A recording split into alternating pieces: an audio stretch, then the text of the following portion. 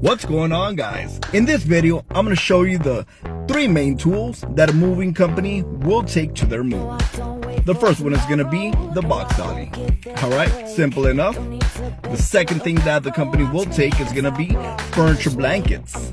Alright, the furniture blankets are going to go over your furniture to make sure that they don't get damaged during the move. The third thing that your mover is going to be taking is going to be plastic wrap. The plastic wrap is basically there just to hold the moving blanket into place.